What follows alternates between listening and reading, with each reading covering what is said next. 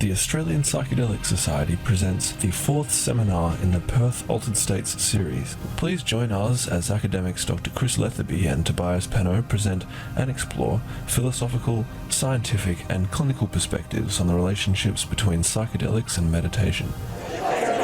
All right, well, we're going to get started again, everyone. All right, so my name's Chris Letheby. I teach philosophy here at UWA and also have a position at the University of Adelaide, and I specialise in research on psychedelics from a philosophical perspective. So that's what I'm going to talk about today. I'd like to thank Tobias for that really fantastic and interesting presentation, and everyone at APS for inviting me to speak. I'm going to talk, ideally, the plan is for about 35 minutes. We'll see if it goes to plan or not. Someone could give me a time warning, maybe. That would be great if I'm sort of running down to about 5 minutes before the end. And this is actually the first time I've given a talk on this topic, but it's a topic that's very dear to my heart, the connection between psychedelics and meditation. And so what I'm going to be talking about today is a condensed version of a chapter that I've just written. It's going to be coming out in the Routledge Handbook of the Philosophy of Meditation. So looking at the connections between psychedelics and meditation from a neurophilosophical perspective. So the idea that there is some kind of connection, right? The psychedelics and meditation practice are somehow connected in some interesting way has been out there in the popular imagination for a long time, at least since Aldous Huxley's book The Doors of Perception in around 1954, I think it was. And so the question I want to address is, look, is there really a connection between the two? If so, is it deep or is it merely superficial? If there is a deep connection, what exactly does it amount to? What's the nature of the connection? And so I'm going to address this question using a neurophilosophical method. So that basically just means combining the conceptual and logical tools of academic philosophy with findings, with evidence from the mind and brain sciences, from pharmacology, psychology, neuroscience, and so on. And basically, to foreshadow where I'm going to argue that there is a real deep connection between the two, right? That the parallels between psychedelics and meditation are not merely superficial, but there is some really interesting commonality between them.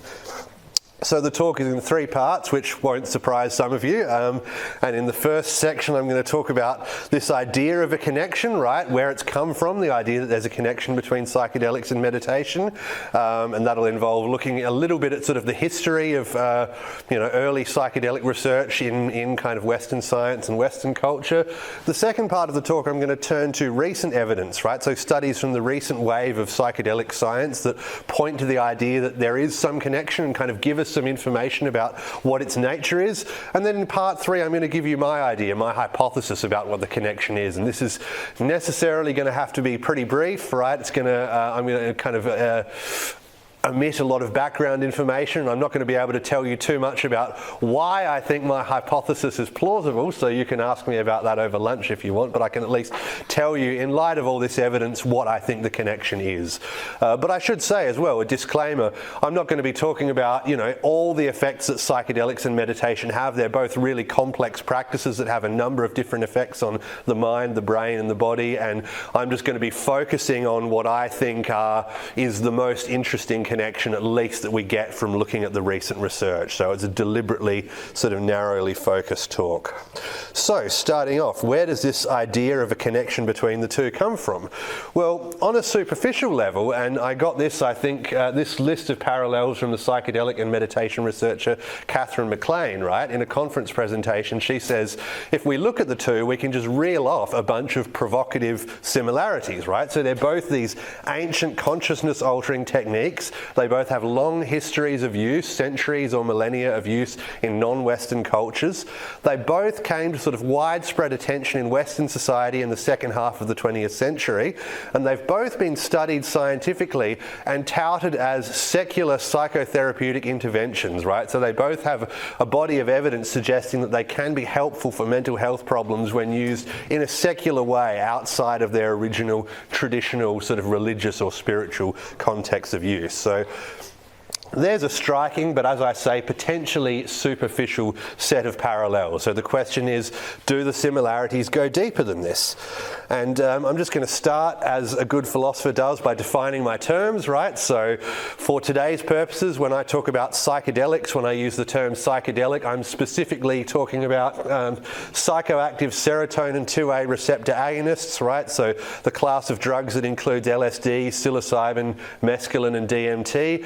I'm not including other drugs like cannabis, ketamine, salvia divinorum, things that sometimes get called psychedelic. I'm using the term psychedelic in this narrower sense for the serotonin 2A agonists.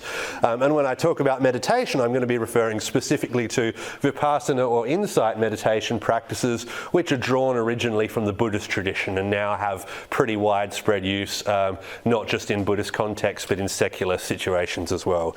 So really brief overview. I expect a lot of you will be familiar with one or both of these to some extent. But classic psychedelics, also known as serotonergic hallucinogens, as I said, these serotonin 2A, 5-HT2A receptor agonists, LSD and so on. At moderate to high doses, they can induce dramatic changes to conscious experience, right, to perceptual experience, to emotion, to cognition, and to the experiences of space and time, body and self. It's now known from the recent wave of research that these drugs are physiologically and psychologically safe in controlled conditions when due care is taken, and there's evidence that they can have therapeutic and transformative effects that seem to be mediated by this mystical type experience of oneness or cosmic consciousness or ego dissolution, right? So that's just a very brief primer on what psychedelics are for anyone who might have wandered into this event not knowing anything about them. And then meditation, so as I said, I'm talking specifically about mindfulness, vipassana meditation, a specific discipline or practice of mind training, arguably taught originally by Gautama the Buddha in India, modern day India and Nepal, around 500 BCE. And so this practice involves a combination of two things, what are now called focused attention and open monitoring, right? So in the practice of insight meditation, usually the practitioner starts by trying to develop some kind of meditative concentration. So they do this exercise where they'll focus on the breath or the bodily sensations and just return whenever the mind wanders off into distractions, bring it back again and again. And you sort of do that till you have a decent ability to keep the mind on the object of concentration. And then you turn to what's called open monitoring or open awareness, which is where you basically don't try to focus on any specific stimulus or whatever. You just notice whatever comes into your mind, right? So just attending in this open, non-reactive way, trying not to get sort of caught up or invested in anything, but just watching all the coming and going contents of consciousness without fixing onto anything. And in the traditional Buddhist path, right, the major objective of this practice is to get some kind of direct experiential insight into these alleged fundamental truths about reality that are supposed to liberate the mind, free the mind from suffering. And two of the big ones are anicca and anatta, so impermanence and no self, the idea that everything that has a beginning has an end and that there is no such thing as a solid, fixed, stable self or subject.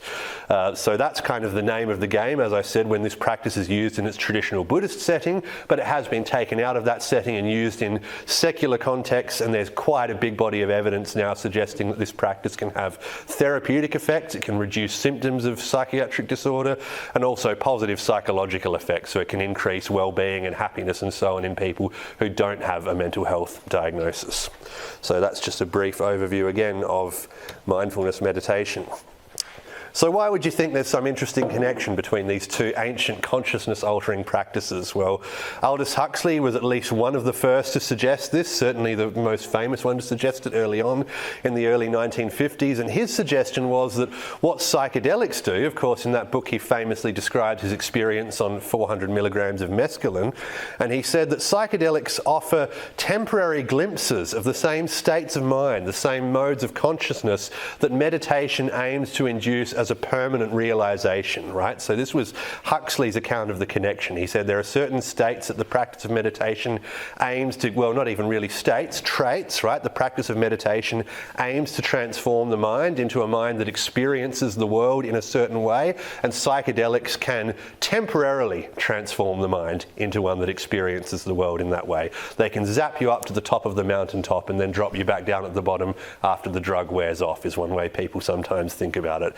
And then Alan Watts, of course, who we heard earlier at the start of Tobias's talk, echoed this claim, right? And so, like Huxley, Watts also was a student of Eastern religions, a student of mysticism before he ever tried psychedelics. And then after trying LSD, Alan Watts echoed Huxley's claim and said, yes, psychedelics can give you glimpses of the states of mind that are the destination, the ultimate destination of the meditative path. And then it was all really cemented when Timothy Leary and co, including Richard Alpert, who later went on to become known as Ram Dass, the meditation teacher, they published together this manual, which was a manual for the psychedelic experience based on the so-called Tibetan Book of the Dead. So this was a really kind of influential attempt to say, well, you know, Buddhist meditation practices provide the guide to the sort of experiential territory that psychedelics are getting you into. And so the rest is history, right? This came out in 1964, and from that point on, the idea that there's a connection between these practices was cemented in the popular imagination. So here's an objection, right? Here's a reason for thinking that there is no real connection or no deep connection. Psychedelic experiences, the effects of psychedelic drugs on the mind, are highly variable, right? They're much more variable than those of other drugs, and they're known to be influenced very strongly by set and setting. So the mindset, the psychological state of the person who takes the drug, their beliefs, prior expectations, whatever, and the environment in which they take it.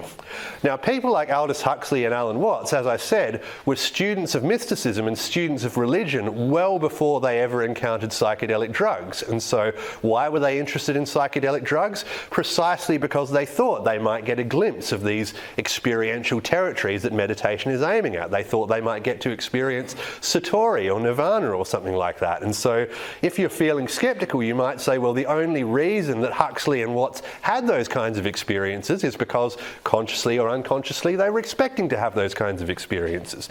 Or you might even take a slightly different tack and say, well, they didn't really have those kinds of experiences, they just interpreted their experiences in that way, or they described them in that way.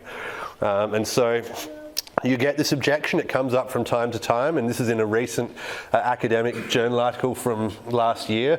The philosopher Miguel Sebastian says, look, at least in some traditional contexts of use in non-Western cultures, psychedelic use is all about meeting spirits and getting power and knowledge from them without reference to ego dissolution or mystical union, these kind of ideas of ego death and oneness with everything that have become sort of the center of the Western discourse around psychedelics. So it all seems pretty damning for the idea that there really is some kind of deep connection between psychedelic use and meditation practice.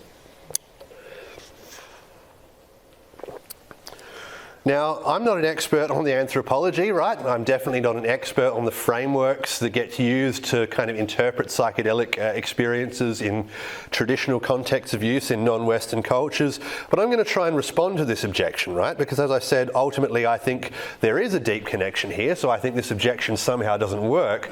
So what I'm going to suggest is that, look, cultural transmission, so these sorts of factors, people like Huxley and Watts and so on, bringing their baggage to the psychedelic experience, sure, that probably plays a role, right? I don't want to deny that, but I don't think that's enough to explain all the similarities that there are between psychedelic and meditative experiences. So there are two reasons, right? First off, let's look more closely at the history of psychedelic research. So if you just look at kind of Huxley's Doors of Perception and Alan Watts' writings, you think, oh yeah, well these guys brought all this mystical baggage to it and that's why they were talking about oneness and ego death and things like that. But in fact, Western investigators were describing the effects of mescaline in terms of depersonalization and changes to ego boundaries back in the 1930s, right? So well before the writings of Huxley, Watts and Leary.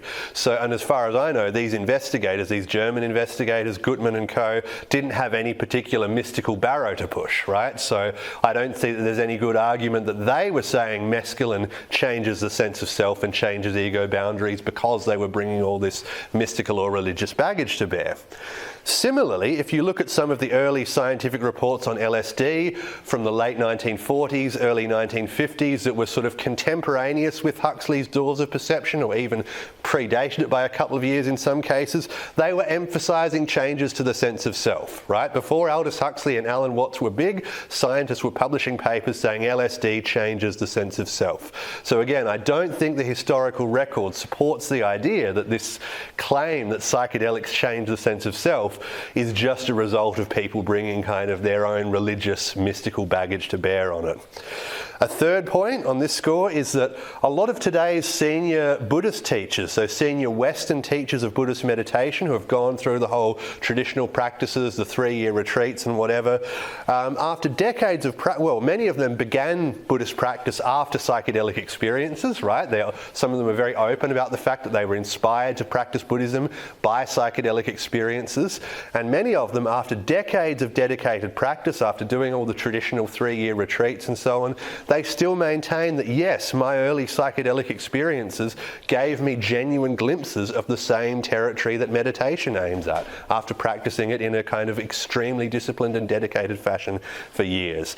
So to me, all of this suggests that there is something real here. There really is something about psychedelics that kind of gets you into the territory of ego dissolution and meditative type states, and that it's not just a matter of people coming to psychedelics with those sorts of expectancies and that sort of priming. So that's kind of looking at the history of psychedelic research to undermine the objection. I think we can also undermine it a bit by looking at the history of meditation and looking at some findings from meditation research, right? So here's Jack Kornfield, very famous, influential American Buddhist teacher in the insight meditation, the Vipassana tradition. And in 1979, he published this really cool paper, Intensive Insight Meditation, a phenomenological study. So he did interviews with people doing a secluded 3-month intensive Vipassana meditation retreat, categorized all the experiences they reported, came up with a taxonomy.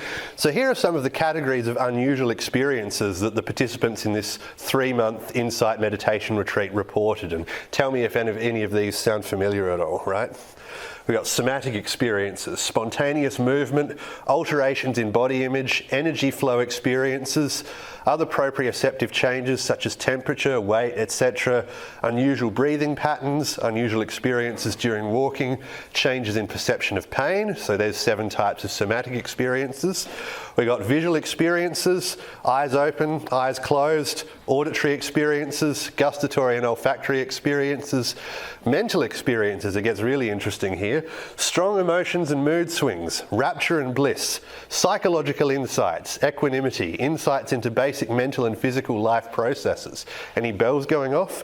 Dream changes, time changes, concentration changes, effortless awareness, out-of-the-body experiences, other general perception changes including creativity and psychic phenomena.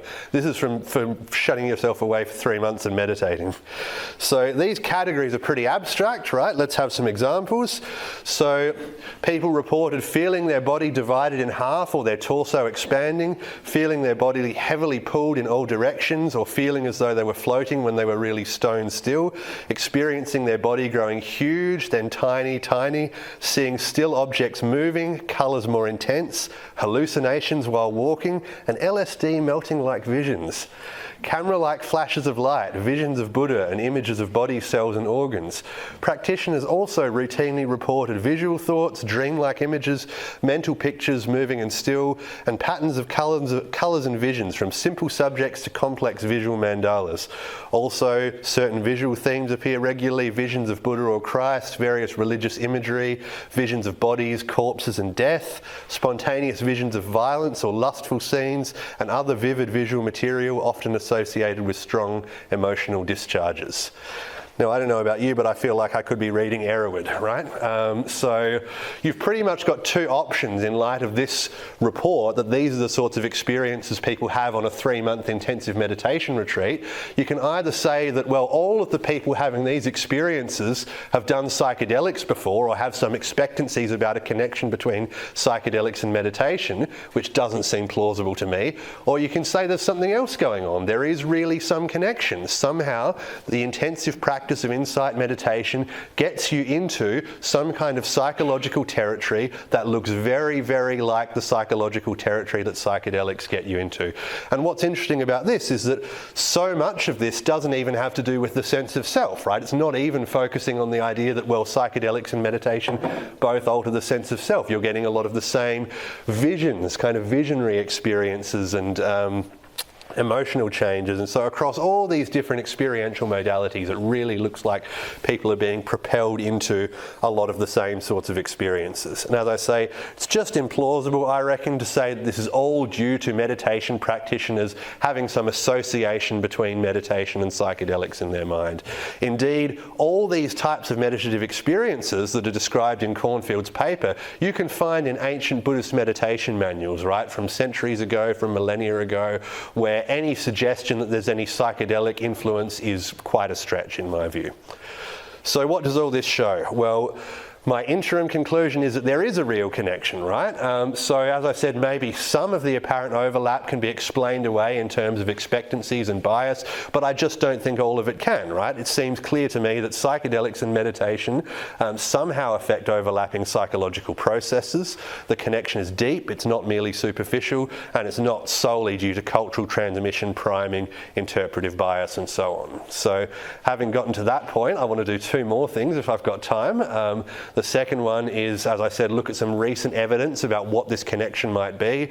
And then the third thing is tell you my hypothesis. So this idea of a connection between psychedelics and meditation, as I said, it's been out there in the world for quite a while. It's been out there in the popular imagination, but it's only been in the last couple of decades that it's really been subjected to rigorous scientific inquiry, right? So in the context of the recent renaissance, the recent wave of scientific research into psychedelics, and a corresponding wave of scientific research into meditation, it was pretty much inevitable that sooner or later someone would say, well, let's look rigorously at this supposed connection between the two. Let's see if there is one, and let's see what it might amount to. And there are several findings now, all of which point in the direction of there being a connection of an interesting kind. So the findings fall into three categories, right? So there are studies that show increases in mindfulness capacities after a psychedelic experience. There are studies that show common neural correlates of psychedelics and meditation, so they seem to affect overlapping systems in the brain. And there are studies that show synergistic effects of psychedelics and meditation combined. So it seems like when you combine the two interventions, they have greater effects, greater positive effects than when you give either of them on their own. So first off, psychedelics seem to increase mindfulness-related capacities. I'm not going to go into this too deeply, but the basic idea is, in the recent science of meditation, people have developed these psychometric measures, scales, questionnaires, and so on, to quantify the effects of mindfulness training. And these have been validated. It's been found that they are sensitive to the amount of meditation practice you do and this kind of thing, and they can kind of differentiate these different capacities that meditation practice induces, so capacities for decentering, which is going to come up later. So that basically means the ability to view thoughts and feelings in your mind as just thoughts and feelings, to kind of disidentify with them, step outside of them and see them as just mental events, right? Not as reality itself, not as part of me, but just as thoughts and feelings that I don't have to believe, that are fallible, that could be wrong, right? Non-judging, so the ability to kind of watch what flows through one's mind without kind of judging oneself as good or bad for having this particular thought or feeling. Awareness, so the ability to actually clearly and explicitly notice what's happening in one's mind as it's happening. So there are all these scales for developing, for kind of quantifying these capacities, and basically there's a ton of studies now that have found that a single psychedelic experience without any kind of explicit or formal mindfulness training can significantly increase these capacities. In some cases, they're only looking at it the day after or a week after. In some cases, they're looking at it 2 or 3 months later.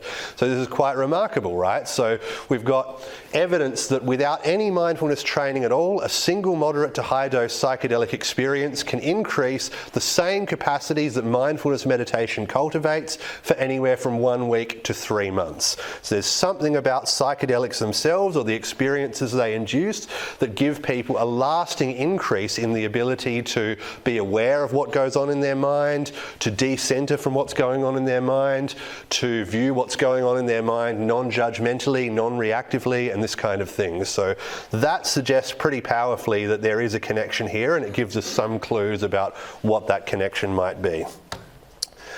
Second set of findings, common neural correlates. Now, again, I'm going to kind of describe this at a fairly overview sort of level. I'm not going to go into a lot of detail, and I should say that neuroimaging, both of psychedelics, of the psychedelic state and of meditation practices, is a really complex field, right? And a lot of the findings haven't been replicated. It's just very, very hard to study what goes on in the brain when people have these experiences. You've got so many variables to take into account, you know, people's different kind of personalities and backgrounds, different drugs, different settings, blah, blah, blah.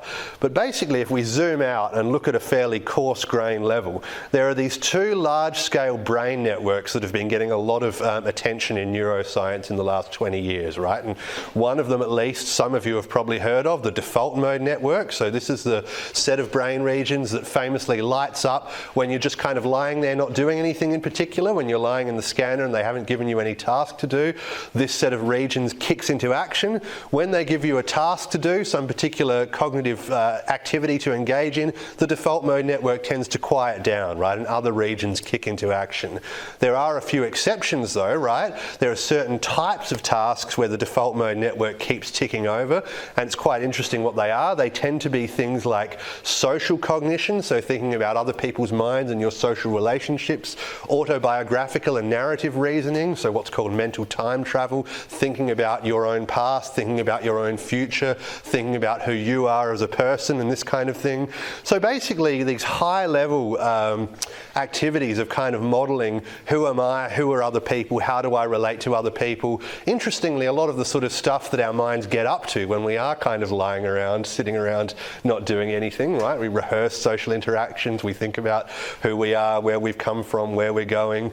So one of the hypotheses, I mean, it's, you know, these systems are very complex, they engage in a lot of different functions, but the default mode network has been associated again and again with this idea of an autobiographical or narrative sense of self, right? So having a story about who I am, what my life is, where my life is going, having a kind of first-person autobiographical model of myself. Then on the other hand, a bit less well known, but equally important, we've got the salience network, which is thought to be involved in kind of detecting and responding to important events, right? So if I'm kind of sitting down here reading over my notes, preparing for my talk, and suddenly I hear a loud bang up the back, I jump, I start, I turn around, I look.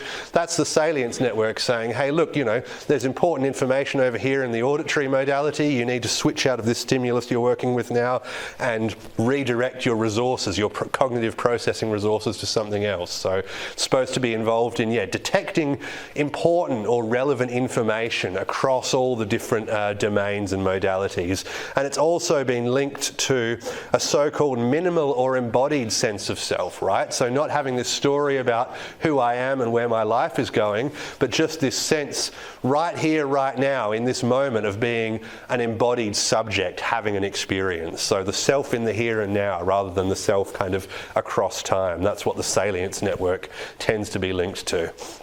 So you've got these two different networks, both involved in a lot of interesting functions, both linked somehow or other to the sense of self, and basically the kind of take-home message is both of these networks are reliably modulated, their activity is kind of changed, their connectivity patterns are changed by psychedelics and meditation, and these changes often are linked with changes to the sense of self. So this is a second kind of clue about the nature of the connection between psychedelics and meditation. They both reliably seem to affect the activities of these brain networks that are linked to the sense of self. Third clue, and this is the most interesting one in some ways, these really fascinating studies that look at what happens if you try and combine psychedelics and meditation synergistically. And there's really only 2 studies so far, but they are incredibly interesting. In one of them, by Roland Griffiths and co at Johns Hopkins, it's quite complicated actually, the design for this one, so I'm just going to simplify the findings a bit. Basically, they had two groups of healthy volunteers, people without any psychiatric diagnosis, who were receiving high doses of psilocybin. But the difference between the groups, both groups were also receiving some encouragement, some support to engage in spiritual practices like meditation.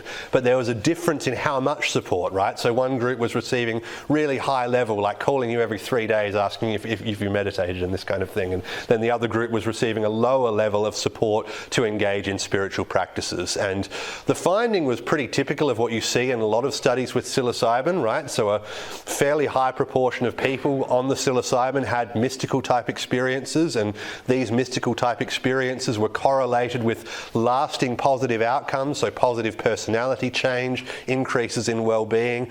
But those benefits, those lasting kind of psychological benefits, were greater in the group that was receiving the higher level of support to engage in spiritual practices, right? So it suggests that having a good meditation practice going on actually leads to getting greater benefits from a transcendent mystical experience under psychedelics. And finally, lucky last, my favourite single study ever conducted on psychedelics, Smigelsky et al. In Switzerland tracked down a very open-minded Zen monastery, right? And so they arranged a 5-day retreat, experienced practitioners of Zen Buddhist meditation, which is pretty close to Vipassana as I've described it. So they did their normal 5-day group retreat routine, about 4 hours of seated meditation a day, and on day 4 out of 5, in double-blind fashion, half of them got a psilocybin pill and half of them got a placebo pill, and then they continued to go about their meditation retreat routine. Well, what do you know? The people who got the psilocybin as opposed to the placebo had these very deep experiences of ego dissolution, oceanic boundlessness, and so on.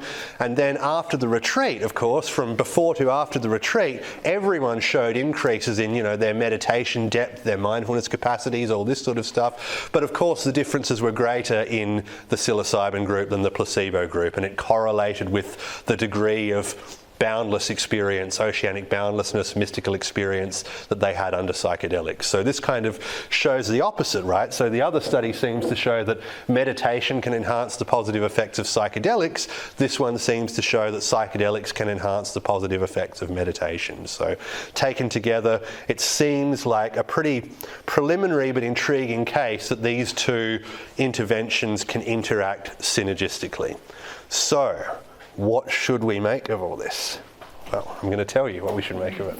I'm going to tell you what I make of it, and then you can make of it what you will. All right, the big reveal. So, recent paper came out last year with the title, Mindfulness Training Encourages Self-Transcendent States by Decentering. Mindfulness training encourages self-transcendent states by decentering. Very interesting, very provocative title. In my view, psychedelics encourage decentering by inducing self-transcendent states. So it's kind of the same thing, but from the other direction, right? So let's unpack this a bit. So decentering, as I said earlier, is this key mindfulness skill. It's the ability to disidentify with thoughts and feelings, to separate yourself from them, and to see them as just thoughts and feelings, as just representations in the mind rather than as reality itself, right? So you might be sitting there and you might have a very old familiar tape playing on loop in your head that says, I'm hopeless or I'm unworthy or nothing good can ever happen to me or whatever.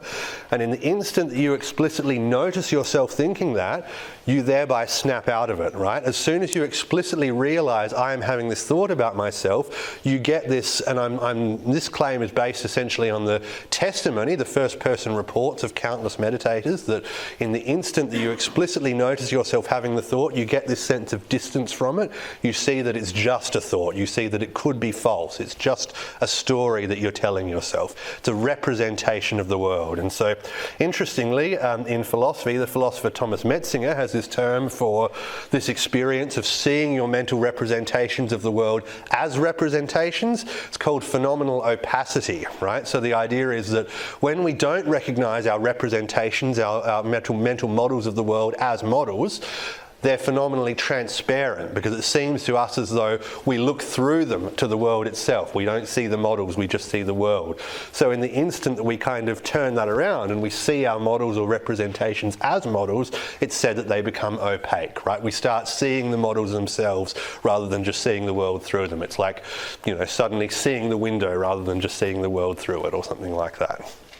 So in this study that came out last year by Hanley et al., what they did is they looked at a bunch of people who were undergoing a fairly standard, might have been like a 12-week course of mindfulness meditation training, and they found that the more people had learned to decenter by the midpoints, they looked at halfway through the course of meditation training how much have various people developed this ability to decenter, to kind of disidentify from their thoughts and feelings and see them more objectively as just thoughts and feelings. And they found that that ability, the degree to which they cultivated the decentering capacity by the midpoint of the course, was predictive of the extent to which they were having self-transcendent experiences by the end of the course, right? So if you're one of the people who's gotten pretty good at decentering by the halfway mark, then you're likely to be one of the people who's having self-transcendent, boundary-dissolving experiences in your meditation by the end of the course. So this suggests that this might be a key part of how mindfulness meditation leads to these self-transcendent experiences that are kind of one of its primary goals. By cultivating this skill of decentering, the ability to disidentify with all the thoughts and feelings, the narratives, the stories, the mental models and constructions that we normally identify with and experience as parts of ourselves. I know I'm going over quite a bit of fairly deep material here fairly quickly. I'm probably presupposing a fair amount of Buddhism, but I hope this is making some sense.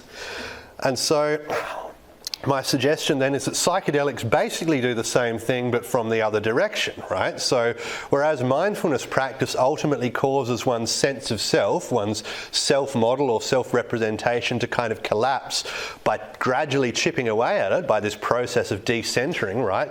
Disidentifying with this thought, with this feeling, with this story.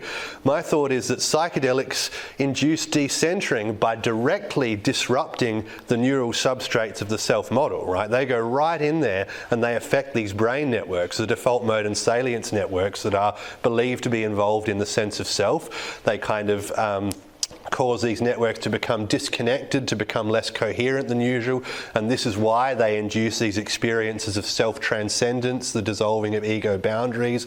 But that's then also why you get this effect of elevated mindfulness capacities for weeks or months afterwards, and why they enhance the effects of meditation, because by going in and disrupting the brain networks that kind of maintain your usual story about who I am and where I am and what I am, they create exactly that sort of separation, right? So they allow you to stop identifying with all the things that you usually identify with. And this is why you can have these weird experiences of, well, it didn't look like my body, I knew it was my body, but it didn't feel like my body, or something like that. But it's also why you can have these very profound experiences of, I was seeing my kind of limiting beliefs about myself, or my kind of harmful self-narratives, or my, feelings that I've been holding on to for years. I was seeing them for the first time from outside. I was seeing them clearly, because what you've done is you've disidentified with them. You're no longer experiencing them as me, but as just an object in consciousness, as something that I am looking at.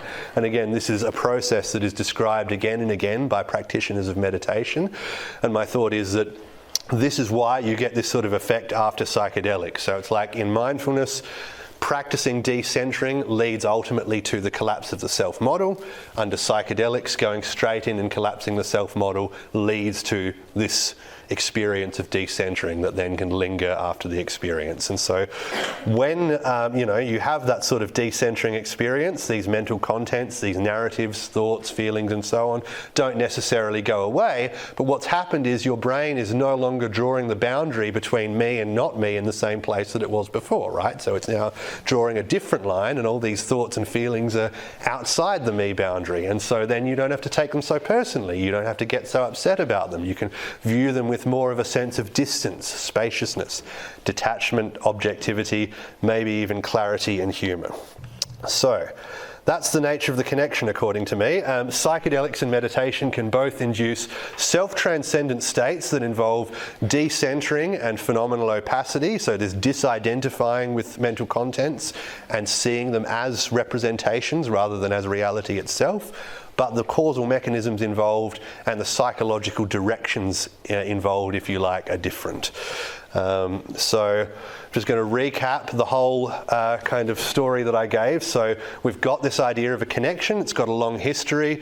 You've got this skeptical objection that says, look, it's just down to kind of bias and expectancies, to which I say, that might account for some of it, but it can't account for all of it, right? You've got a long history of people noting that psychedelics affect the sense of self that goes way back before Huxley and Watson Leary. You've got a long history of meditators reporting very trippy experiences, and presumably lots of them don't have many ideas about psychedelics. So my thought is there is a connection. We look at this recent evidence. We've got evidence for increased mindfulness capacities after a psychedelic experience, common neural systems affected by the two practices, and synergistic effects when you combine them.